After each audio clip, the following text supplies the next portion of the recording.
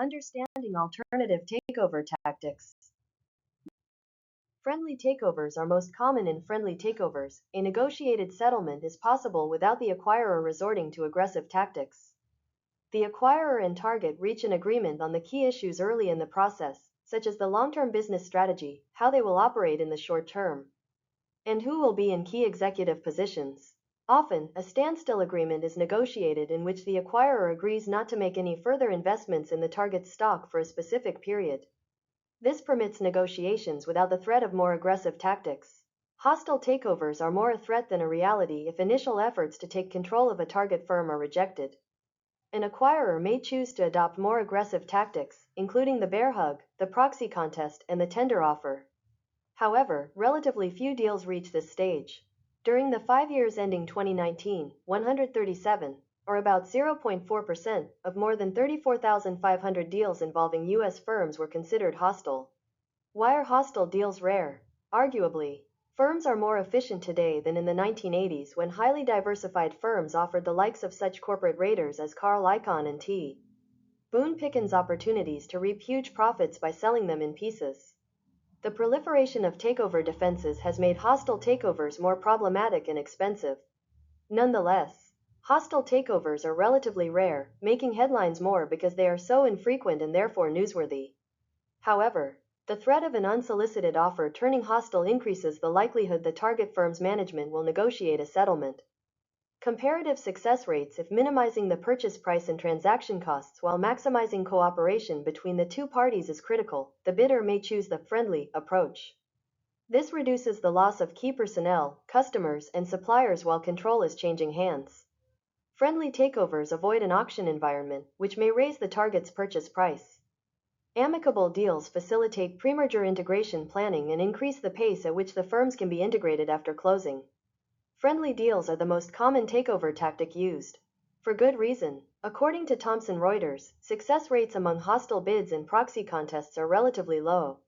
For the 25-year period ending in 2016, about 40% of hostile takeover attempts resulted in a completed deal. Proxy contests that actually went to a shareholder vote concluded in a victory for the challenger approximately 26% of the time during the 5 years ending in 2016.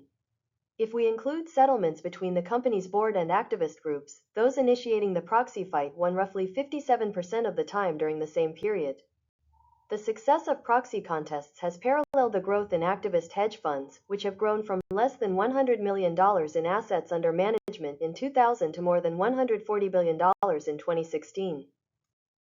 A bear hug is an offer to buy the target's shares at a substantial premium to its current share price and often entails mailing a letter containing the proposal to the target's CEO and board without warning and demanding a rapid decision. It usually involves a public announcement to put pressure on the board. Directors voting against the proposal may be subject to shareholder lawsuits alleging they are not working in the best interests of their shareholders.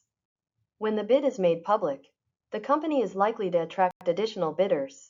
Institutional investors and arbitrageurs add to the pressure by lobbying the board to accept the offer.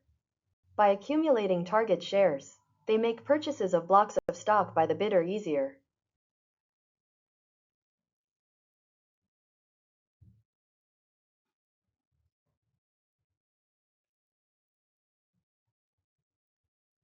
Activist shareholders often initiate a proxy fight for a variety of reasons: to remove management because of poor performance, promote the spin-off of a business unit or the outright sale of the firm, force a cash distribution to shareholders, or eliminate takeover defenses. Proxy fights enable such shareholders to replace board members with those more willing to support their positions. Corporate bylaws usually stipulate who can nominate board members to avoid frivolous nominations. Apple Inc.'s bylaws state that only a group of no more than 20 shareholders who collectively own at least 3% of Apple's stock can nominate a director. Arguing the firm had become incompetitive, activist investor Nelson Peltz narrowly lost in his effort to gain a seat on the board of consumer products giant Procter & Gamble, P&G. P&G spent more than $100 million to encourage shareholders to vote against Mr. Peltz, stating that he was not right for the board. Mr. Peltz's Trian Fund spent an estimated $25 million on his campaign. Recognizing the degree of shareholder discontent, P&G decided to add him to the board in light of his having lost by 0.1% of the more than 2 billion votes cast. Although Peltz lost the proxy battle, he won the war by making it clear to P&G's board and management that they would have to make many of the changes he was promoting. Implementing a proxy contest when the bidder is also a shareholder. The proxy process may begin with the bidder attempting to call a special shareholder meeting, or the bidder may put a proposal to replace the board at a regular shareholder meeting. Before the meeting, the bidder opens an aggressive public relations campaign, with direct solicitations sent to shareholders and a media campaign to convince them to support their proposals. The target often responds with its own campaign. When shareholders receive the proxies, they may choose to sign and send them directly to a designated collection point, such as a brokerage house. The impact of proxy contests on shareholder value. Despite a low success rate, proxy fights can result in positive returns to shareholders after a management change, subsequent firm restructuring, expectations of a future change in control, and cash payouts by firms with excess cash balances.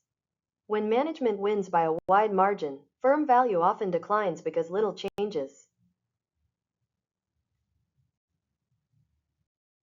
A hostile tender offer circumvents the target's board and management by making the offer directly to the target's shareholders.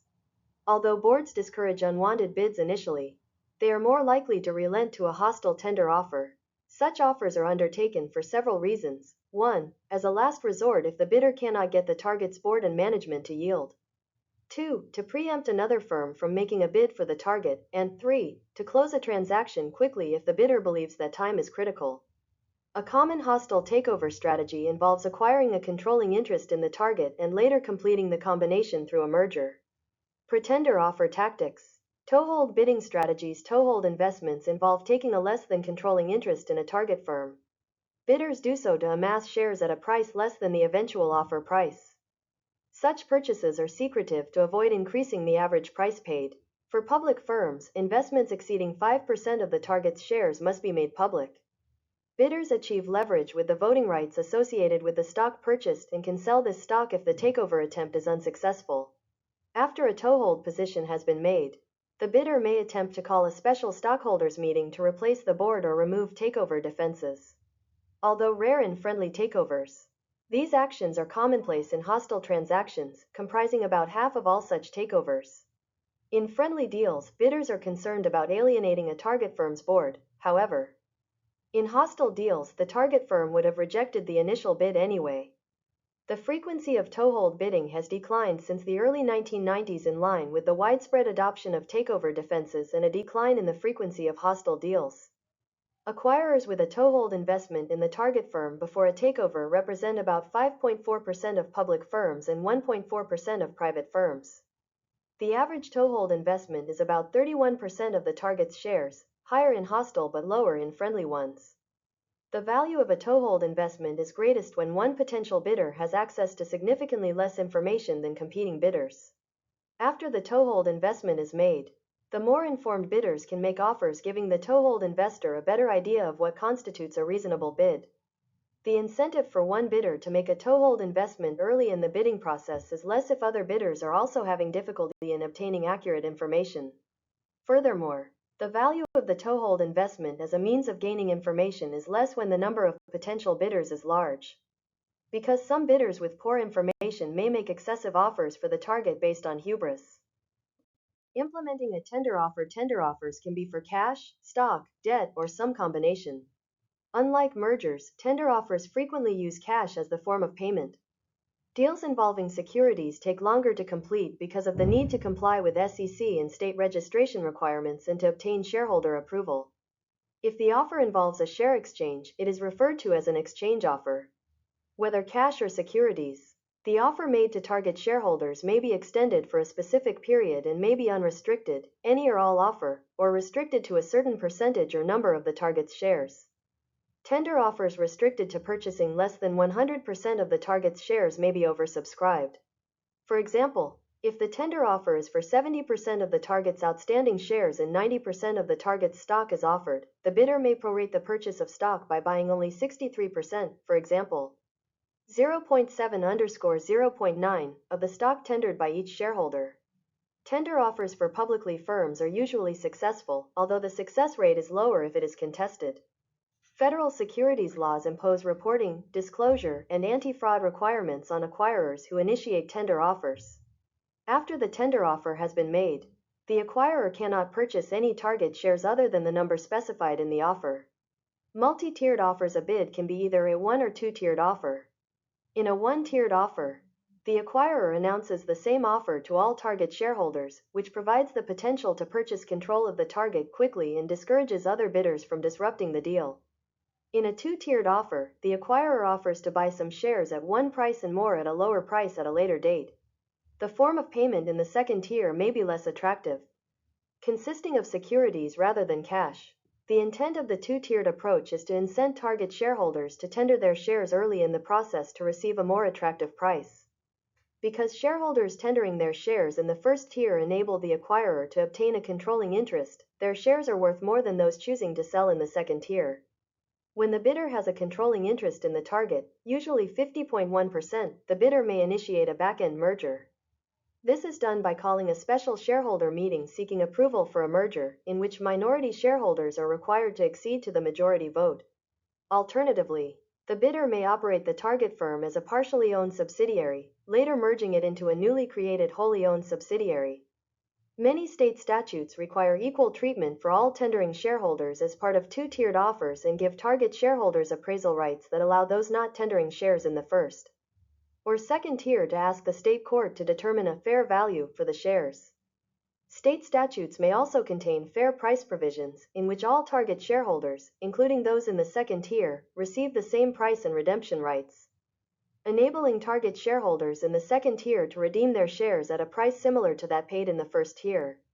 The major disadvantage of owning less than 100% of the target's voting shares is the potential for dissatisfied minority shareholders owning blocks of stock to disrupt efforts to implement important management decisions. Also, the acquirer will incur the cost of providing financial statements to both majority and minority shareholders.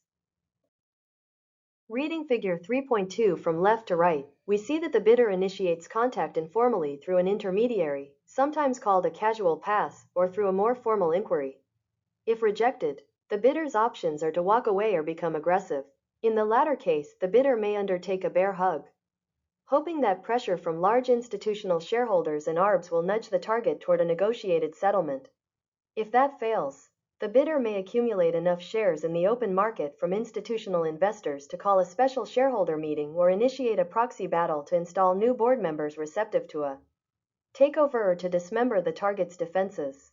Although generally less expensive than tender offers, which include a premium to the target's current share price, proxy campaigns are expensive, with an average cost of $6 million, not including possible litigation costs. In extreme cases, the costs of proxy battles can exceed $100 million. If the target's defenses are weak, the bidder may forego a proxy contest and initiate a tender offer for the target's stock. If the target's defenses appear formidable, the bidder may implement a proxy contest and a tender offer concurrently. Litigation often is used to pressure the target's board to relent to the bidder's proposal or remove defenses and is most effective if the firm's defenses appear to be onerous. The bidder may initiate litigation that accuses the target's board of not giving the bidder's offer sufficient review. Or the bidder may argue that the target's defenses are not in the best interests of the target's shareholders. Thank you for your listening.